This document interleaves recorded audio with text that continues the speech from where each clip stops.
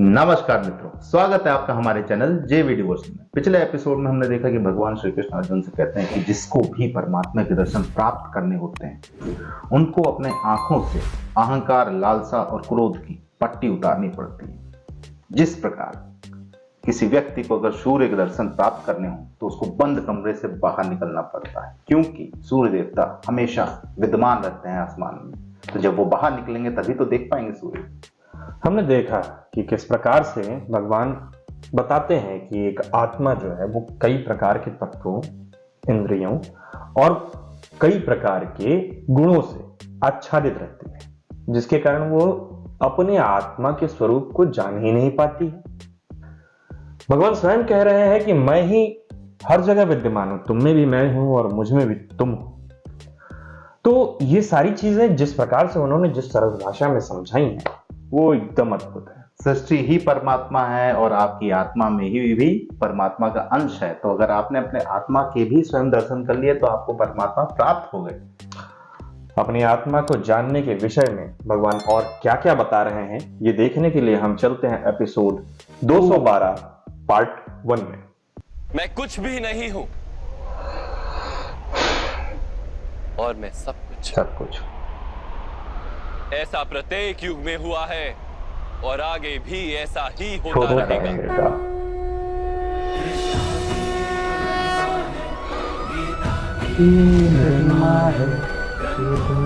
ग्रंथ ये महान है महाभारत।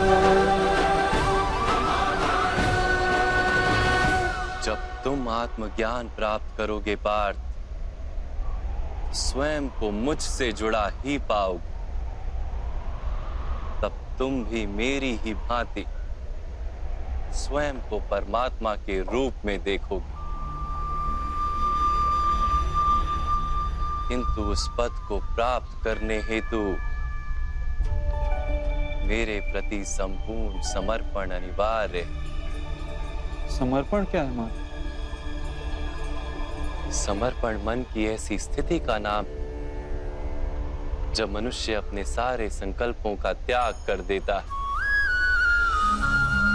स्वयं से किसी प्रकार के निर्णय अथवा प्रण भी नहीं लेता। जिस प्रकार के कार्य उसे दिए जाते हैं उसी प्रकार के कार्य करता है।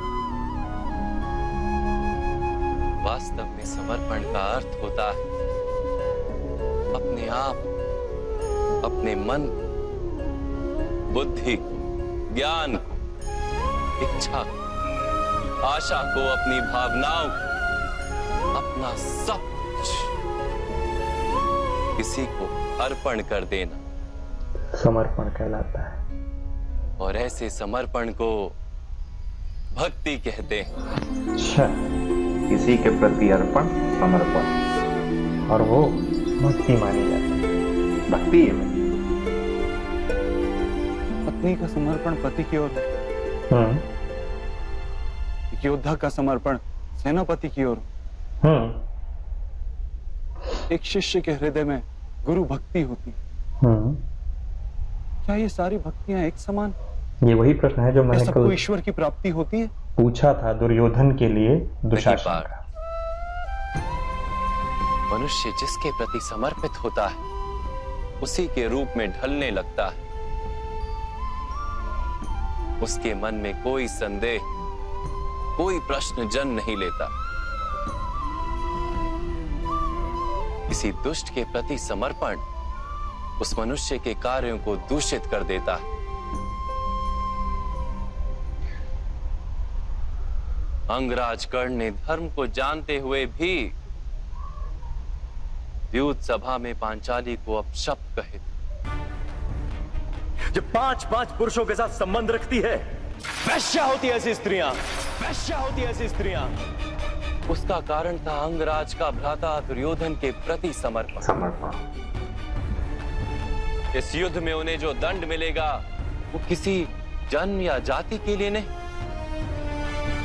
अथवा एक दुष्ट के प्रति समर्पण के लिए उन्हें दंड मिलेगा।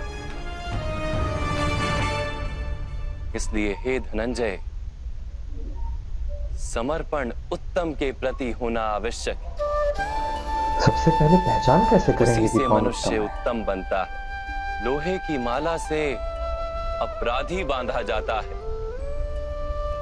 पीतल की माला से मंदिर के दीपक को बांधा जाता है, क्या बात। और सोने की माला को आभूषण बनाकर गले में धारण किया जाता है। पति भक्ति, स्वामी भक्ति, मित्र भक्ति, ऐसी अनेक भक्तियां होती हैं पार्थ, किंतु सबसे श्रेष्ठ भक्ति तो परमात्मा की भक्ति होती है। उनसे उत्तम कोई नहीं।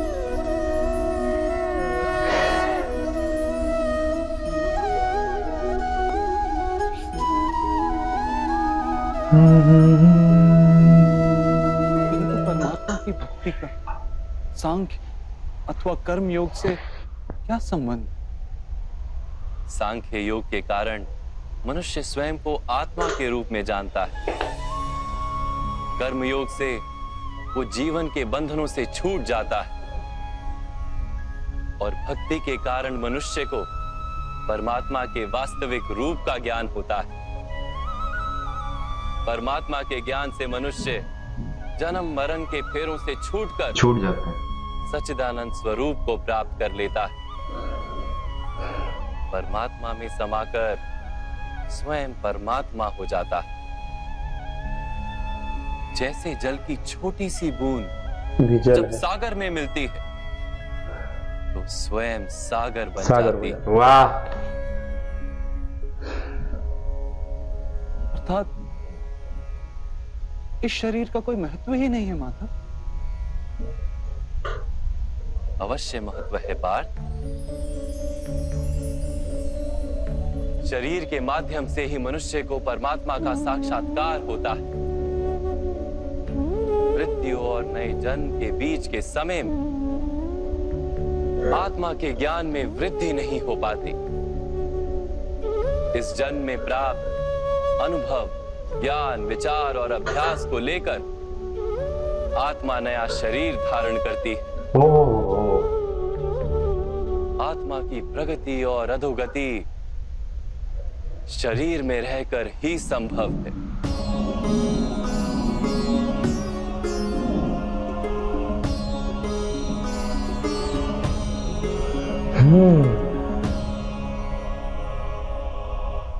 परंतु माधव, यहां उपस्थित व्यक्तियों का वध करके क्या हम उनके उद्धार की संभावना को नष्ट नहीं कर देंगे?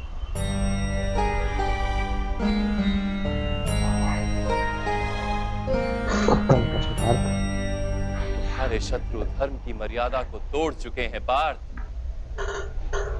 अधर्म ही उनका स्वभाव बन गया है। उनका उद्धार अब असंभव है। उनका उद्धार, उनका वध भी।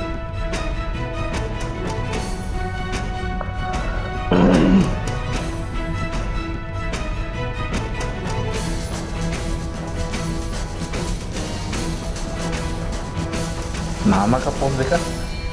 अपराधी को एक सीमा तक ही उद्धार का अवसर दिया जा सकता है। मैंने शिशुपाल के 99 अपराधों को क्षमा किया था, किंतु 100 अपराधों के पश्चात उसे दंड देना आवश्यक था। अपराधी को यदि अपराध करने दिया जाए तो और अपराध करेगा, अधिक से अधिक पतन होता है। उसकी आत्मा दरिद्र हो जाती है। उसे अधर्म से रोकने में ही करुणा है धनंजय। ये आत्माएं मरेंगी नहीं। अधर्म से दूषित शरीर का त्याग करके नया शरीर धारण करेंगी, और उस शरीर में उनकी प्रगति की संभावना अधिक होगी। इस विचार से यदि तुम युद्ध करोगे तो वो उचित है। मुक्ति दे रहे हैं। मनुष्य का शरीर उसकी संपत्ति भी है और मर्यादा भी। धर्म के मार्ग पर प्रवास करने वाला मनुष्य अपने शरीर को शुद्ध करता है और उसके माध्यम से आत्मा का साक्षात्कार करता है। इसी को क्षेत्र क्षेत्रज्ञ संबंध कहा गया है। मैं इसका तात्पर्य नहीं जान पाया माधव।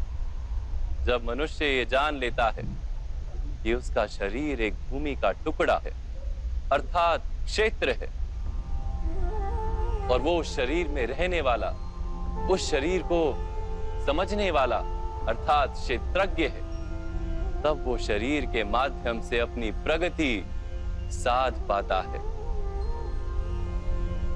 आत्मा शरीर में रहकर 3 गुणों का समतोलन करती है, तमस को घटाकर सत्व को बढ़ाने का उपाय करती है,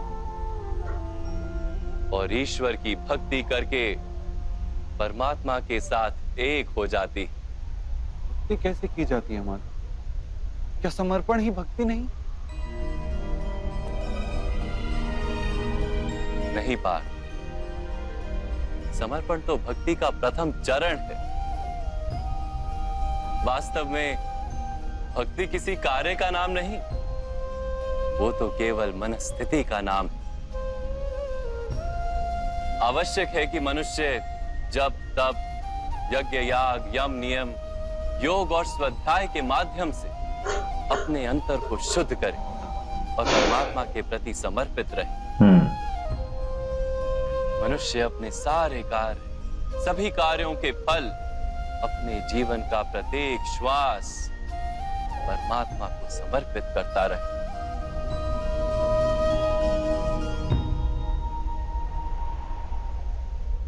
अपने आसपास की चीजों को देखिए, उसका निरीक्षण कीजिए, एक परिकल्पना कीजिए कि यदि आपने एक अच्छा खासा सेब जो कि डाली पर लटका हुआ है, उसको जमीन पे रख दिया, क्या होगा कुछ दिन बाद? सेब सड़ जाएगा। सेब सड़ जाएगा।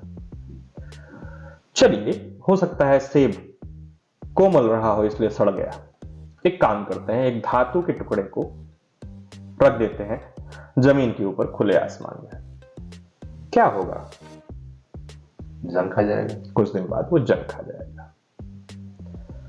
कहने का तात्पर्य यह है कि ये प्रकृति जो है वो विकारी है। विकारी अर्थात यहां पे सब कुछ स्वतः ही नष्ट हो जाता है। Everything is made to be deform. सब कुछ खत्म होने के लिए ही पैदा हुआ है। इसको वैसा बनाए रखने के लिए, एक सेब को ताजा बनाए रखने के लिए आपको ऊर्जा उसमें स्थानांतरित करनी पड़ेगी। कैसी ऊर्जा? सेब का डिफॉर्मेशन ना होने पाए, यानी सेब जो है वो क्षतिग्रस्त ना होने पाए, इसके लिए उसको आपको रेफ्रिजरेटर में रखना पड़ेगा ताकि उसको बाहरी वायुमंडल से सुरक्षा मिल सके। लोहे को आपको कोटिंग करनी पड़ेगी ताकि उसको बाहरी वायुमंडल से सुरक्षा मिल सके। कहने का फिर से तात्पर्य यह है कि जब आप किसी चीज को सुदृढ़ बनाए रखने के लिए, अच्छा बनाने के लिए, सुचारू बनाने के लिए प्रयत्न करेंगे तो आपको ऊर्जा का प्रवाह करना पड़ेगा। ऊर्जा आपको देनी ही पड़ेगी, तभी वो चीज स्वतः टिक पाएगी। और इस शरीर रूपी यंत्र को चलाने के लिए जो ऊर्जा आपको संचय करनी है वो धनात्मक ऊर्जा होनी चाहिए, पॉजिटिव ऊर्जा होनी चाहिए, ताकि इसमें विद्यमान वो परमात्मा इस शरीर को विकारी ना होने दे। उस शरीर को देर तक चले, सुदृढ़ चले, ताकि वो परमात्मा जो इस शरीर में वास कर रहे हैं उनको कोई कष्ट ना होना पाए। शरीर सुव्यवस्थित रहे, रोग मुक्त रहे। और मृत्यु तो एक सत्य है, जब होनी होगी तो होगी। बात करते हैं मित्रता की। जैसा कि कर्ण और दुर्योधन की मित्रता थी, तो मित्रता कैसी होनी चाहिए? क्या मित्र ऐसा होना चाहिए कि आप कोई भी अधर्म करें या कोई भी गलत कार्य करें उसका समर्थन दें? नहीं। मित्र की परिभाषा होती है कि कभी भी मित्र अगर गलत मार्ग पे जा रहा है और आपको दिख रहा है कि मित्र गलत कर रहा है तो आपको उसका विरोध करना पड़ेगा। हर यथासंभव प्रयास करना पड़ेगा उसको रोकने का। और हो सकता है आपके उसको विरोध में भी खड़ा होना पड़े, क्योंकि आप उसका अच्छा चाहते हैं। अगर उसके लिए हम उस वक्त भले मित्र को यह समझ में ना आए कि आप उसके भले के लिए, आप उसके अच्छाई के लिए, उसके मार्गदर्शन के लिए आपने ये कार्य किया है, लेकिन जब उसकी बुद्धि स्थिर होगी, उसको ये ज्ञात होगा, तब वो इस बात अगर ऐसा करने से आप उसके दुश्मन में बन जाते हैं तो क्या दिक्कत है? कम से कम आपको उसके अधर्म का भागीदार तो नहीं बनना पड़ेगा, क्योंकि अगर आप सामर्थ्यवान हैं और आप उसका समर्थन करेंगे तो उसको अधर्म और करेंगे, वो और करते जाएंगे जैसा तो कि उसको हमने रोकना जो दुर्योधन है को देखा, असंभव होगा। दुर्योधन को देखा कि किस प्रकार से वो अंगराज कर्ण के सामर्थ्य के बल पर इतना अधर्म उन्होंने किया, किस प्रकार से पितामह भीष्म के छत्र छाया में कुरुराष्ट्र ने इतना अधर्म होने दिया। हमारे लिए तो मित्र की परिभाषा यही है कि हमेशा गलत मार्ग पे जाने से मित्र को रोकना चाहिए, और मित्र का चयन हमेशा हृदय से ही होता है। हाँ, तो कोशिश यही रखनी चाहिए कि हमारा हृदय स्वच्छ हो, किसी के प्रति अपशब्द ना निकले। मित्र भी सोच विचार के बनाने चाहिए आपको। हमने तो देखा अभी कमेंट सेक्शन में कुछ लोग भगवान को नहीं छोड़ रहे हैं तो हम आगे क्या बोले। हमारा आपसे विनम्र निवेदन है कि किसी व्यक्ति विशेष या भगवान के प्रति आप शब्दों का प्रयोग ना करें। आप अपना मत रखने के लिए स्वतंत्र हैं, लेकिन भाषा का चयन जो है वो आपकी शिक्षा और दीक्षा को दिखाता है। तो थोड़ा आप किसी को कुछ भी कहने के लिए स्वतंत्र है, लेकिन भाषा का चयन ऐसा होना चाहिए जिसकी मर्यादा सीमित हो, क्योंकि हर किसी का अलग पसंदीदा कैरेक्टर है, हर कोई किसी और को पसंद करता है, वो हर कोई मान्य कर सकता है, लेकिन अब शब्दों का प्रयोग नहीं करना चाहिए। फिलहाल इन्हीं शब्दों के साथ हम ये एपिसोड समाप्त कर रहे हैं। शीघ्र ही लौटेंगे एक और नए एपिसोड के साथ। तब तक के लिए राधे राधे।